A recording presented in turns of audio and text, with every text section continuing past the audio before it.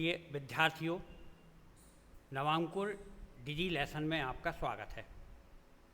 आज हम कक्षा 10 के गणित विषय के अध्याय 2 बहुपद पॉलिनोमियल का अध्ययन करेंगे। वैसे तो इसे आप कक्षा 9 में पूर्णतः समझ चुके हैं, फिर भी कुछ बातों की मैं पुनरावृत्ति करना चाहूँगा, जिससे आप बहुपद की जो छोटी छोटी बातें हैं उनको समझ सकें। सबसे पहले हम बहुपद के प्रकार में चलते हैं। तो बहुपद के प्रकार यदि हम देखें तो ये बहुपद एक पदी मोनोमियल होता है।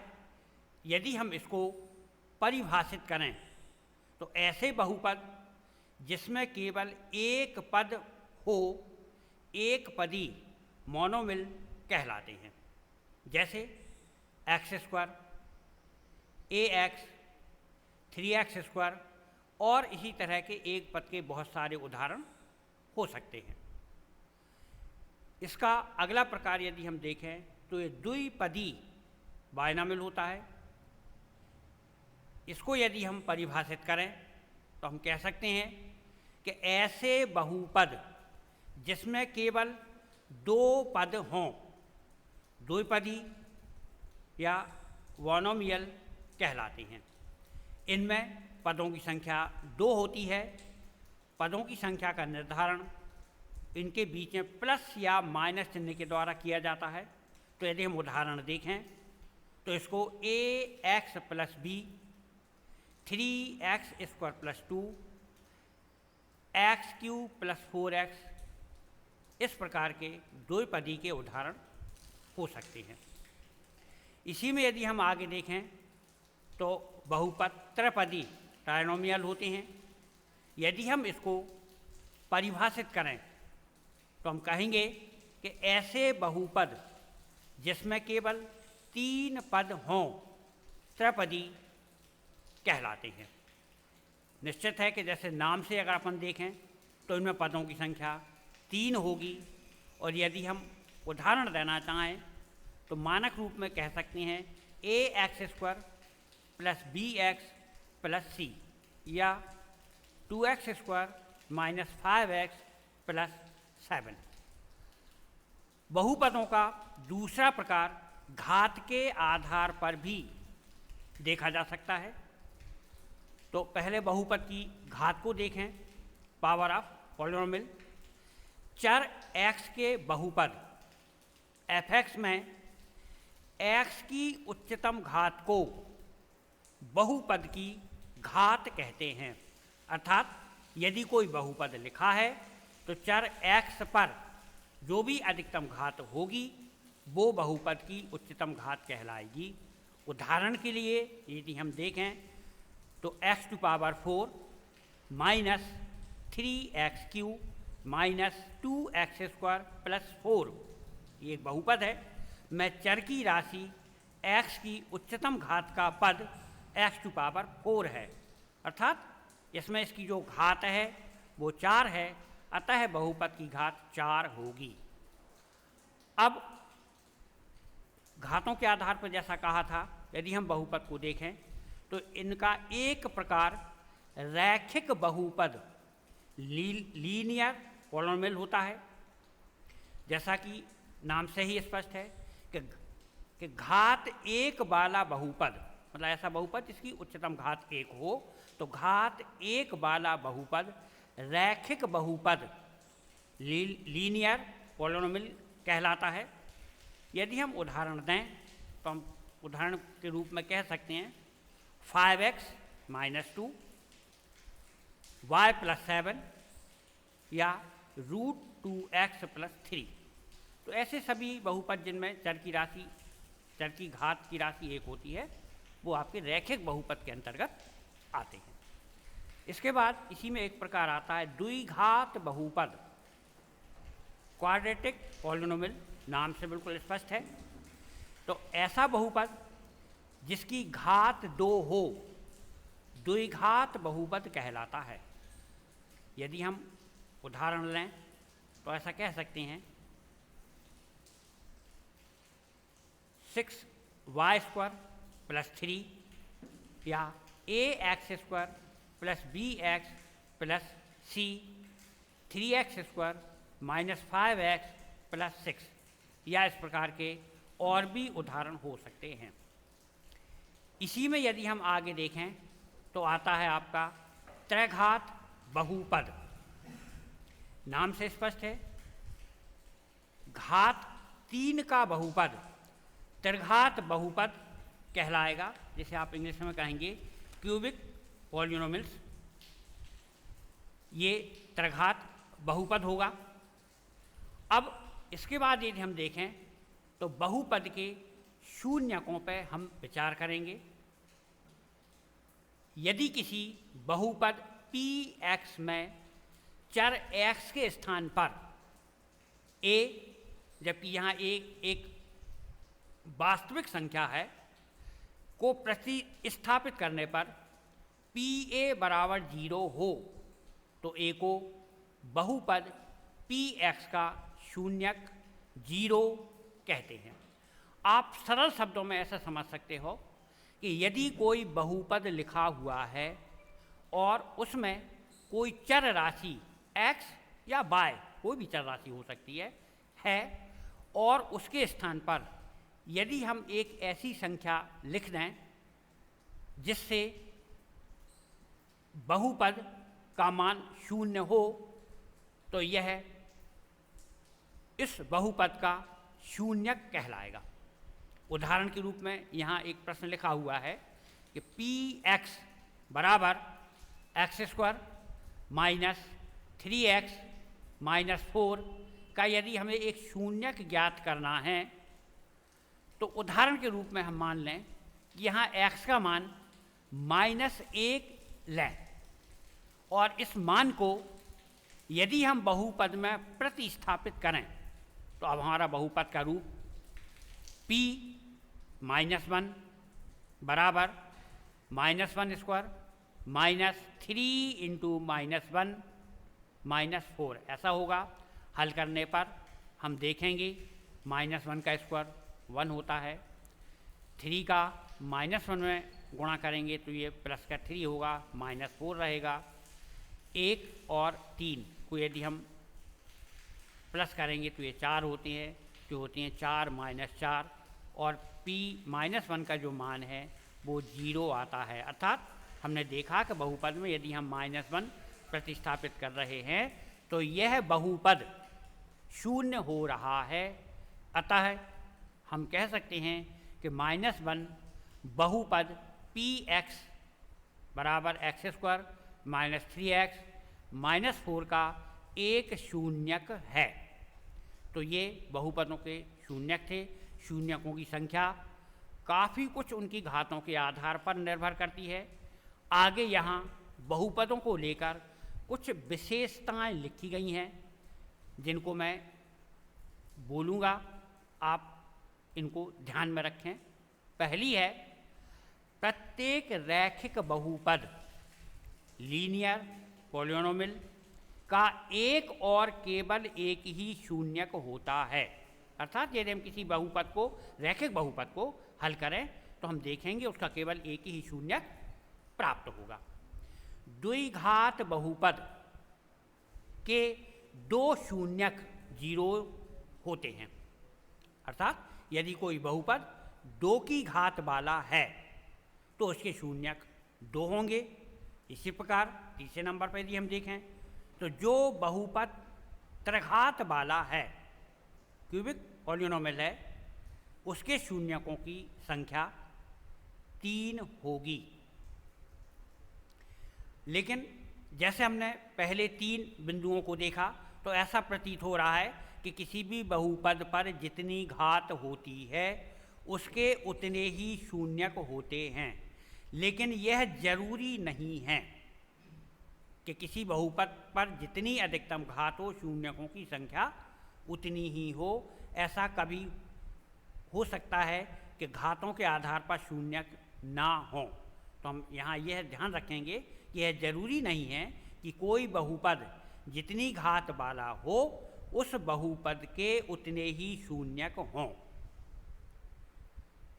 अगला बिंदु यदि हम देखें तो जो ग्राफ के आधार पर बताया गया है, आपने कक्षा 9 में बहुपदों के ग्राफ खींचे होंगे। तो यहाँ हम देखें कि यदि कोई रैखिक बहुपद है और उसके लिए हम ग्राफ यदि लेते हैं तो रैखिक बहुपद का ग्राफ एक सरल रेखा में प्राप्त होता है। अर्थात आप किसी भी रैखिक बहुपद के यदि ग्राफ खींचोगे तो हमेशा ही आपको एक सरल रेखा स्ट्रेट लाइन प्राप्त होगी। लेकिन अगले पॉइंट को यदि हम देखें तो यदि किसी द्विघात बहुपद क्वाड्रेटिक पॉलिनोमियल का ग्राफ खींचें, अपन ये मान लें कि कोई एक द्विघात बहुपद ax² + bx + c है, जबकि यहाँ a का मान 0 ना हो, तो इसका यदि हम ग्राफ खींचें तो यहाँ हमेशा ग्राफ दो तरह के प्राप्त हो सकते हैं।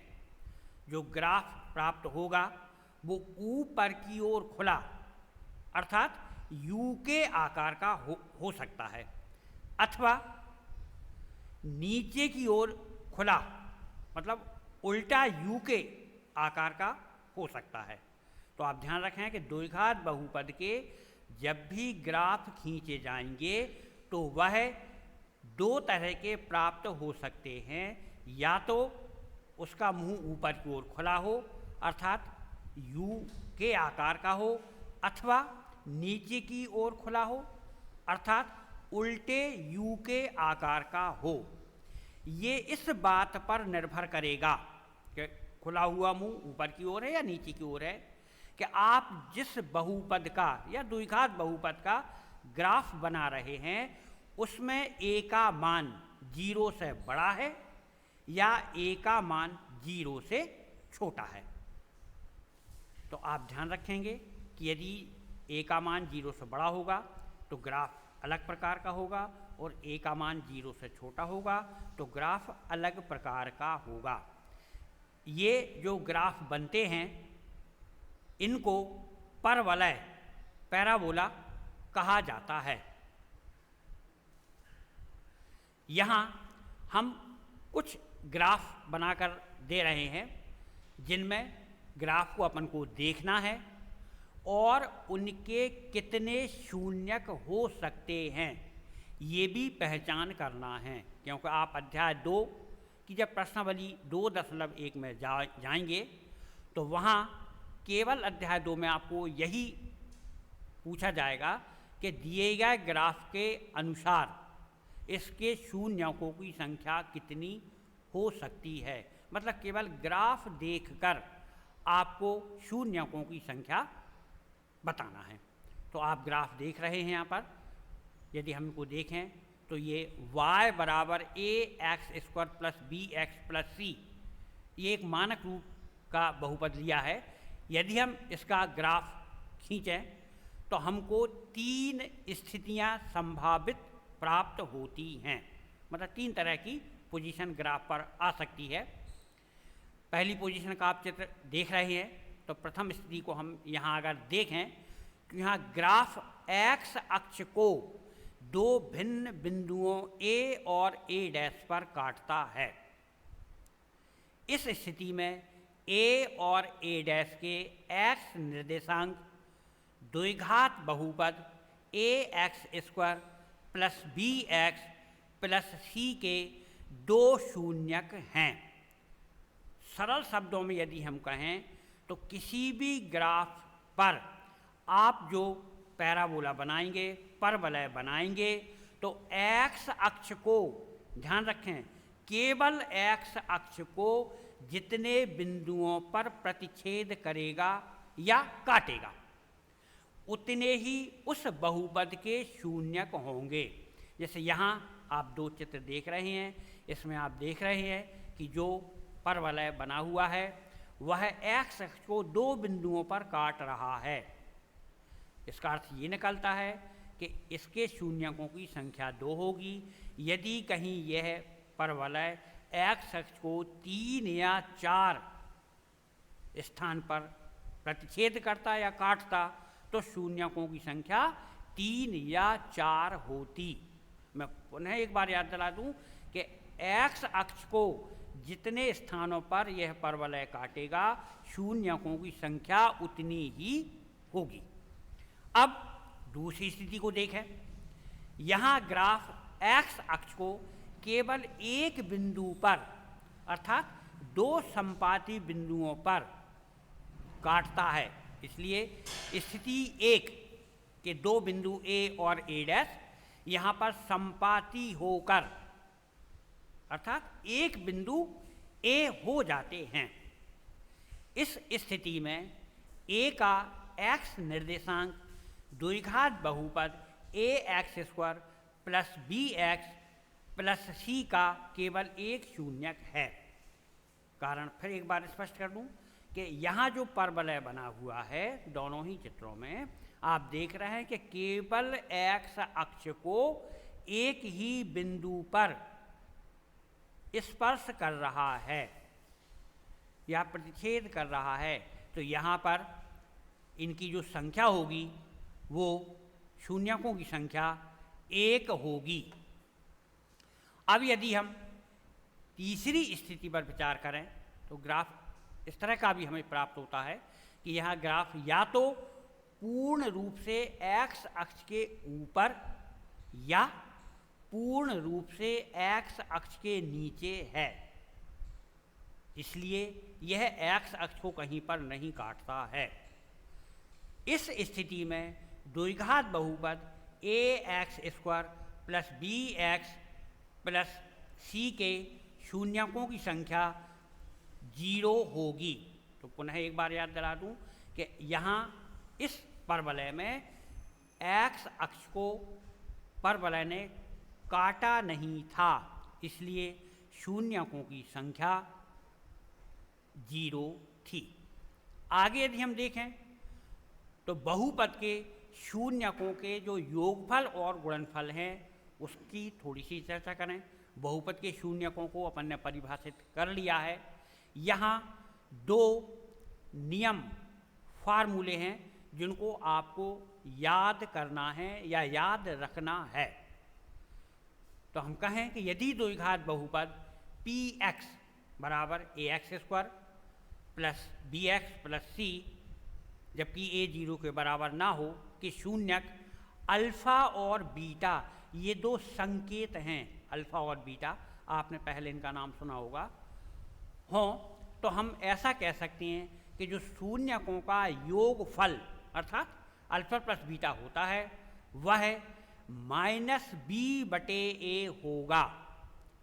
आप यदि बहुपद को देखें तो यहाँ जो b है वो x का गुणांक कहलाएगा और a x² का गुणांक कहलाएगा। तो सूत्र यदि हम देखें या याद रखें तो हम याद रख सकते हैं कि शून्यकों का योगफल बराबर -b/a होता है या -x का गुणांक बटे x² का गुणांक होता है। फिर एक और इसी में सूत्र है जिसको आपको ध्यान रखना है, याद करना है कि शून्यकों का गुणनफल मतलब 2 शून्यक जो हम ज्ञात करते हैं उनका गुणनफल अल्फ़ा इंटू बीटा ये बराबर होता है c/a। और यदि हम बहुपद को देखें तो यहाँ c अचर पद है और a x² का गुणांक है। अब यदि हम प्रश्नावली के अंतर्गत चलें तो यहाँ हम बहुपदों के शून्यक ज्ञात करना सीखेंगे और शून्यकों तथा गुणांक के बीच के संबंध की सत्यता की जांच करेंगे।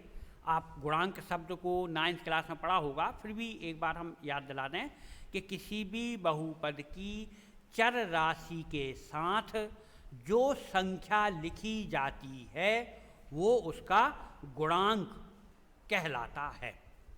यहाँ मैं 2 प्रश्न हल करके आपको दिखाना चाहूँगा कि इनके शून्यक कैसे ज्ञात करते हैं और उनकी सत्यता की जांच कैसे करते हैं। तो यहाँ मैं एक प्रश्न आपको ले रहा हूँ x² - 2x - 8। सबसे पहले हमें इसके शून्यक ज्ञात करना है। तो कक्षा 9 में आपने इस विधि को बहुत बार बहुत अच्छे तरह से समझा होगा। यहाँ जब हम इन शून्यकों को निकालते हैं तो यहाँ छोटा सा नियम बोल रहा हूँ जो आपने कक्षा 9 में पढ़ा था, बस केवल याद दिला रहा हूँ कि प्रथम और अंतिम पद का गुणा करते हैं और जो हमारा मध्य पद है उसको दो ऐसे भागों में बांटकर लिखते हैं कि उनको गुणा करने पर पहले और अंतिम पद का गुणनफल के बराबर प्राप्त हो और जोड़ने या घटाने पर जैसी प्रक्रिया हो, कक्षा 9 में आपने खूब समझी है, बिल्कुल आपको याद होगी, तो उनका योग मध्य पद के गुणनफल के मध्य पद के योग के या अंतर के बराबर हो। चलें इसको हम अगले स्टेप में यदि हम हल करें तो हमने इसको ऐसा लिखा है कि x square minus in bracket 4 minus 2 into x minus 8, मतलब यहाँ हमने मध्य पद 2 का 2 भागों में विभाजन किया है। हमने देखा है कि यदि हम इन दोनों को घटाएंगे तो 2 आएगा और यदि हम इन दोनों का गुणा करेंगे तो माइनस 8 आएगा। तो हमारा अगला स्टेप आता है जहाँ उसको ब्रैकेट हटाते हुए हल करेंगे कि x square minus 4x plus 2x minus 8। अब यहाँ ये सारा कार्य कक्षा 9 का चल रहा है, आपको अच्छी तरह से याद होगा। तो यहाँ हमको 2 के पद लेकर उनमें से कॉमन उभयनिष्ठ निकालना है। तो प्रथम 2 पद यदि हम लेते हैं तो ये एक्स स्क्वायर माइनस 4x होंगे। इनमें यदि हम कॉमन लें तो कॉमन आता है x, तो शेष आपका बचता है in bracket x minus 4 plus last के 2 पदों में से कॉमन आता है 2, तो बचता है x माइनस 4। तो इस प्रकार हमको बहुपद x square minus 2x minus 8 के 2 गुणनखंड प्राप्त होते हैं। ये हैं x माइनस 4 और x प्लस 2। क्योंकि हमको यहाँ शून्यक निकालना है और जैसे हमने पहले परिभाषा देखी थी कि शून्यक तब आता है जब उसका मान प्रतिस्थापित करने पर कोई बहुपद शून्य हो जाता है। तो यहाँ हमको पहले ये स्पष्ट करना होगा कि बहुपद x square minus 2x minus 8 का मान शून्य तब होगा जब x माइनस 4 बराबर 0 हो, जो कि हमारे गुणनखंड आया था, या x प्लस 2 बराबर 0, जो कि दूसरा गुणनखंड आया था, हो। तो यदि हम इनका पक्षांतर करके देखें तो ये आता है आपका x बराबर 4 और x बराबर माइनस 2। अतः हम यहाँ यह कह सकते हैं कि ये जो बहुपद था उसके शून्यक 4 और माइनस 2 हैं। ये हमने दिए गए बहुपद के शून्यक ज्ञात किए। अब यदि हम बहुपदों के गुणांकों और शून्यकों में संबंध का सत्यापन करें तो इसके लिए हमको बहुपद लेना पड़ेगा। जो हमारा बहुपद था x square minus 2x minus 8, इसकी तुलना यदि हम मानक बहुपद a x square plus b x plus c से करें तो हम पाएंगे कि यहाँ a बराबर 1 है, b बराबर माइनस 2 है, c बराबर माइनस 8 है। तो यहाँ इन मानों को जो हमने प्राप्त किए हैं a, b और c के, हम इनको जो हमने शून्यकों के योगफल और गुणनफल से संबंधित 2 सूत्र पढ़े थे उनमें हम यदि प्रतिस्थापित करें तो शून्यकों का योग का हमने सूत्र लिया था। शून्यकों का योग अल्फ़ा प्लस बीटा बराबर माइनस बी बटे ए। यहाँ हमको अल्फ़ा मतलब एक शून्यक और बीटा अर्थात दूसरा शून्यक, जिनके हमको जो मान है वो 4 और माइनस 2 प्राप्त हुए थे, यदि हम ये प्रतिस्थापित करें तो हमें प्राप्त होता है 4 प्लस इन ब्रैकेट माइनस 2 बराबर माइनस 2, ये माइनस 2 बी का मान है बटे ए, जबकि ए का मान 1 है। हल करने पर हम पाएंगे कि हमें प्राप्त होगा 4 माइनस 2 बराबर 2 है, तो ये आता है 2 इज इक्वल टू 2, मतलब हमारा जो शून्य का योगफल वाला सूत्र था यह सत्य निकलता है। फिर एक बार और हम गुणनफल के लिए सत्यापन करें तो शून्यकों का गुणनफल बराबर होता है C/A। यहाँ दोनों शून्यकों का यदि हम गुणा करेंगे तो ये C/A के बराबर प्राप्त होगा। यहाँ दोनों शून्यक जैसा कि हमने देखा था 4 और -2 है, तो हम लिखेंगे 4 गुणित -2 बराबर C का मान यहाँ -8 है और A का मान 1 है। यदि हम इसको हल करते हैं तो ये हमको प्राप्त होता है -8 इज इक्वल टू -8। अतः बहुपद के गुणांकों और शून्यकों के बीच संबंध सत्य है। अब इसी प्रकार के और भी प्रश्नावली के अंतर्गत हैं जिनका आप अभ्यास कर सकते हैं। सभी प्रश्न इसी प्रकार के हैं, लेकिन बहुपद यदि हम देखें जैसा हमने शुरू में पढ़ा था तो यहाँ बहुपद हमको 2 तरह के दिए गए हैं। एक है 3 पदों वाला बहुपद। तो अभी हमने जो एक उदाहरण देखा था ये त्रैपदी 3 पदों वाला बहुपद था, जिसके हमने शून्य ज्ञात की और उनका संबंधों की सत्यता की जांच की। अब यहाँ मैं एक 2 पदों के बहुपद को और हल करके आपको दिखाता हूँ। इसके बाद इसको पूर्ण करने के बाद आसानी से आप प्रश्नावली 2.2 के सभी प्रश्नों को हल कर पाएंगे। तो मैं एक उदाहरण द्विपदी बहुपद का लेता हूँ। तो उदाहरण के रूप में या प्रश्न के रूप में मैंने लिया है 4u² + 8u। देखें, जब 3 पदों वाले बहुपद को हम हल करते हैं तो वहाँ मध्य पद को 2 भागों में बांटकर उनके गुणनखंड किए जाते हैं। लेकिन यदि बहुपद 2 पदों वाला हो तो 2 पदों वाले बहुपद को या तो कॉमन उभयनिष्ठ लेकर हल किया जाता है या उनमें कोई सर्वसमीका का उपयोग किया जाता है। यदि सर्वसमीका का उपयोग हो रहा हो तब।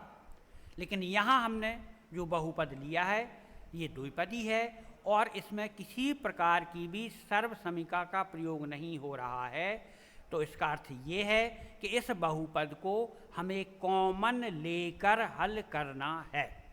तो हम देखें 4u² + 8u, इसमें से कॉमन हमारा 4u आ सकता है। आपको याद होगा कॉमन वो लिया जाता है जो सभी पदों में उपस्थित हो। तो यदि हम 4u को कॉमन लेते हैं तो ब्रैकेट के अंदर बचता है u + 2। यहाँ पर ये इसके 2 गुणनखंड प्राप्त हो गए। 3 पदों वाला जब बहुपद हल किया जाता है तो उसकी विधि काफ़ी बड़ी होती है, लेकिन 2 पदों वाले बहुपद इजी होते हैं, छोटे होते हैं। यहाँ एक स्टेप के बाद ही आपको 2 गुणनखंड मिल गए। पहला है 4u और दूसरा है u + 2। गुणनखंड वो कहलाते हैं कि ऐसे 2 पद जिनका गुणा हो रहा हो। तो हम यहाँ लिखेंगे कि 4u² + 8u का मान 0 तब होगा जब 4u = 0 या u + 2 = 0। यदि हम पक्षांतर करके ट्रांसफ़र करके यदि हम इनका हल करें तो ये आता है u = 0/4 या u = 0 - 2। हल करते हैं तो u = 0 और u = -2 प्राप्त होता है। अतः बहुपद के शून्यक 0 और -2 हैं।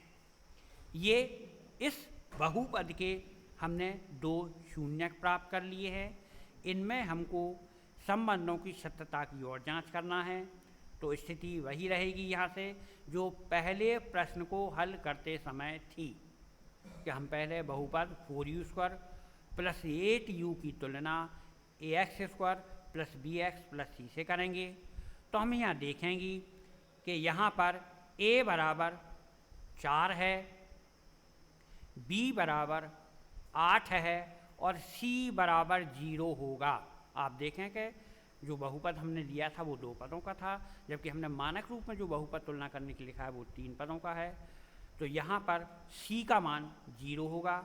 ये पूरी प्रक्रिया पहले प्रश्न की ही रिपीट हो रही है। तो हम पहले शून्यकों के योगफल का सूत्र लिखेंगे कि शून्यकों का योगफल बराबर -b/a। यहाँ जो 2 शून्यक अल्फ़ा और बीटा हमने लिए थे हम उनके मान रखेंगे।